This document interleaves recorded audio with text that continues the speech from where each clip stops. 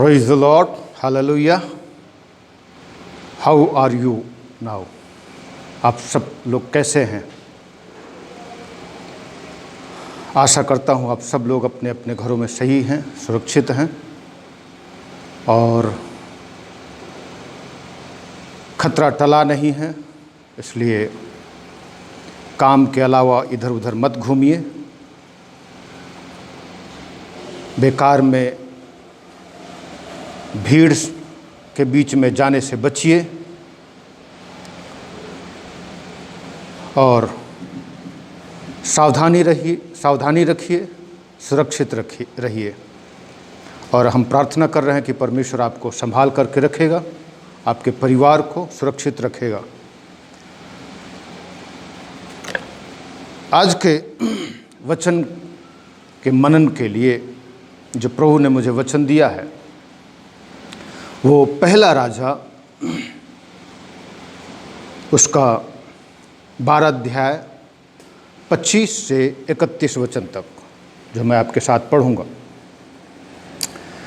तब यरोबाम एप्रैम के पहाड़ी देश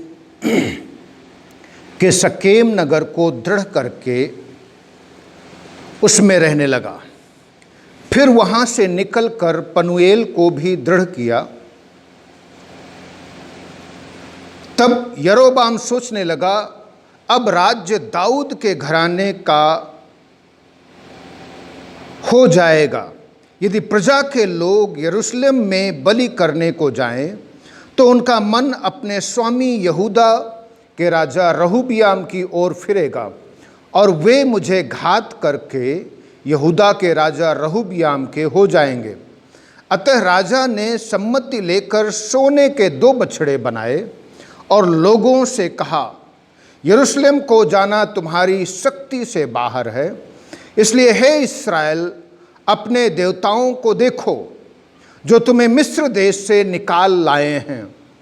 उसने एक बछड़े को बेतेल और दूसरे को दान में स्थापित किया और यह बात पाप का कारण हुई, क्योंकि लोग उसमें से एक के सामने दंडवत करने को दान तक जाने लगे और उसने ऊंचे स्थानों के भवन बनाए और सब प्रकार के लोगों में से जो लेवी वंशी न थे याजक ठहराए।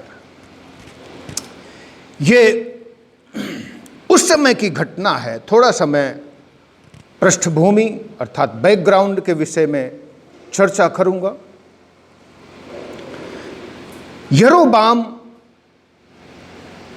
सुलेमान राजा का एक कर्मचारी था और रहूबियाम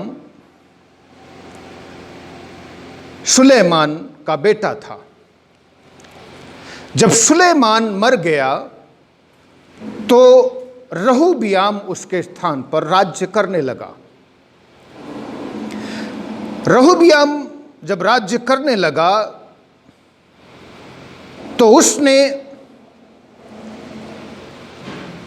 अपने दोस्तों और अपने जवानों की सलाह को ज़्यादा महत्व दिया, इसके बजाय उन बुजुर्गों की जो उसके पिता के सलाहकार होते थे। सो इस प्रकार से राज्य 2 भागों में विभाजित हो गया। दक्षिणी राज्य यहूदा कहलाया और उत्तरी राज्य इस्राएल कहलाया। उत्तरी राज्य जिन्होंने यरोबाम को अपना राजा नियुक्त किया था, उसमें 10 गोत्र लोग थे, 10 गोत्र के लोग थे। दक्षिणी राज्य में सिर्फ 2 ही गोत्र के लोग बचे थे, यहूदा और बिन्यामीन। सो इस प्रकार से दाऊद के पुत्रों, दाऊद के वंशज का राज्य सिर्फ 2 गोत्रों में सिमट करके रह गया और 10 गोत्र दाऊद के घराने से अलग हो गए। इसका कारण यह था कि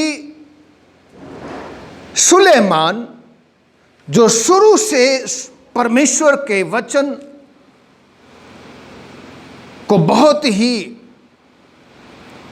ध्यान से सुनता था और उसके अनुसार चलने की कोशिश करता था, जब समय आया, क्योंकि परमेश्वर से उसने बुद्धि मांगी और उसने उस बुद्धि को गलत चीजों में इस्तेमाल किया और इस प्रकार से उसने अपने देश के चारों ओर के देशों के राजाओं से संधि की और संधि करके उनकी बेटियों से विवाह किया। और जब उनकी बेटियां यरूशलेम में आकर रहने लगी, उन्होंने अपने देवताओं का डिमांड किया और इस प्रकार से सुलेमान ने उनके देवताओं और देवियों के मंदिरों और देवालयों की यरूशलेम के पहाड़ों में स्थापना की। और ये सुलेमान के पतन का कारण हुआ और इसी कारण यरोबाम उसका विद्रोही हो गया और ये परमेश्वर की ओर से परमेश्वर ने उस में कोई इंटरफियर नहीं किया, क्योंकि सुलेमान ने अपनी बुद्धि का सहारा लिया। मैं आता हूं इस बात पर, यरोबाम ने अपने मालिक अर्थात सुलेमान की गलती से कुछ नहीं सीखा। सुलेमान ने अपनी बुद्धि का सहारा लिया और यहां पर यरोबाम भी अपनी बुद्धि का सहारा लेता है। जब वो से सोचता है कि यदि मेरे प्रजा के लोग यरूशलेम में जाएंगे परमेश्वर की आराधना करने के लिए, तो मेरे लोग फिर से उसके हो जाएंगे, सुलेमान और रहूबियाम के हो जाएंगे। सो उसने अपनी बुद्धि का सहारा लिया, उसने परमेश्वर पर भरोसा नहीं किया, परमेश्वर की प्रतिज्ञा पर भरोसा नहीं किया। जबकि परमेश्वर ने नबी के द्वारा यरोबाम को प्रतिज्ञा की थी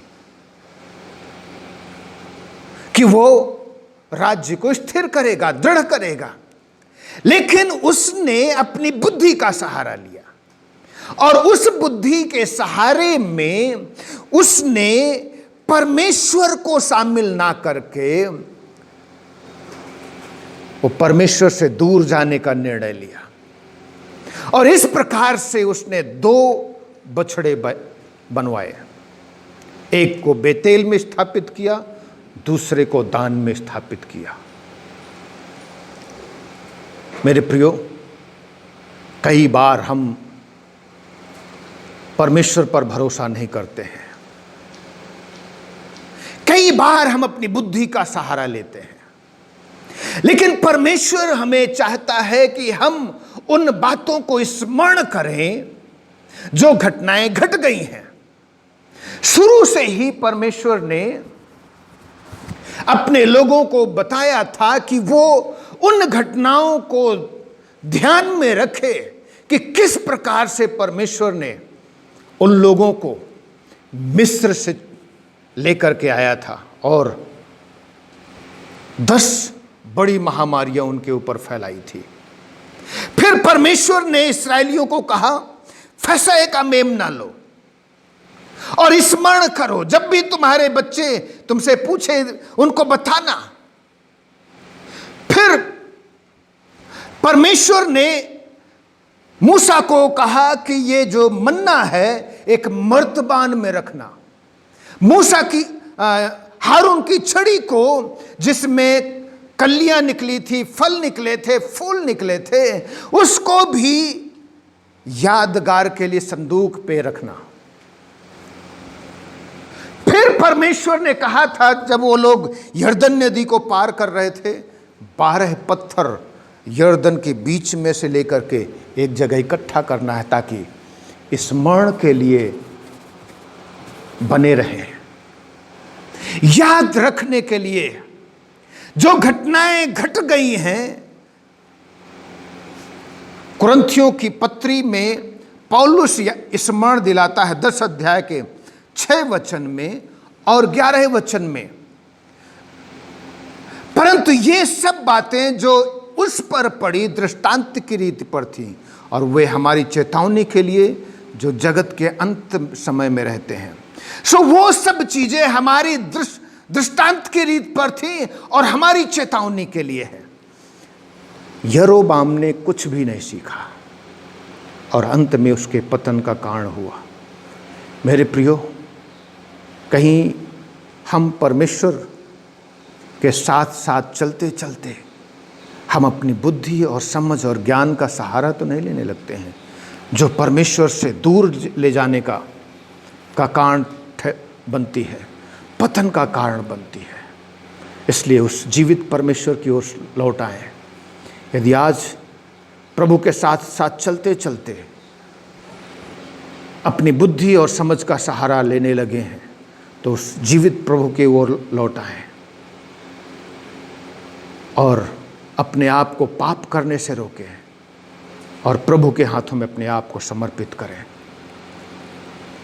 सर्वशक्तिमान परमेश्वर पिता, हम इस कठिन समय में हैं प्रभु, जबकि महामारी फैली हुई है। परमेश्वर तूने हमें अभी तक बचाया है, रक्षा हिफाजत की है।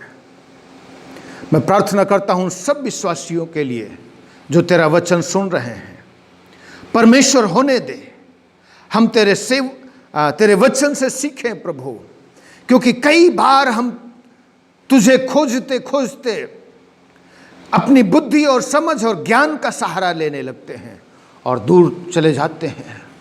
सो ऐसे कठिन समय में प्रभु तेरे पास फिर से लौट आए और तुझे अपने जीवन का उद्धार करता और मुक्तिदाता करके ग्रहण कर सके। तू दया कर मेरे परमेश्वर, और तू आश्चर्य कर्म कर और अनुग्रह कर प्रभु। लोगों की ज़रूरतों को पूरा कर, लोगों की समस्याओं का समाधान कर और लोगों के जीवन में आश्चर्य कर्म कर। यदि कोई बीमार है परमेश्वर, अपना हाथ बढ़ा करके स्पर्श कर और छू करके चंगा कर दे। धन्यवाद करते हैं, तूने प्रार्थना को सुना है। इस विनती प्रार्थना को हम यीशु के नाम से मांगते हैं, आमीन। God bless you. प्रभु आशीष दे सबको। जय मसीह की।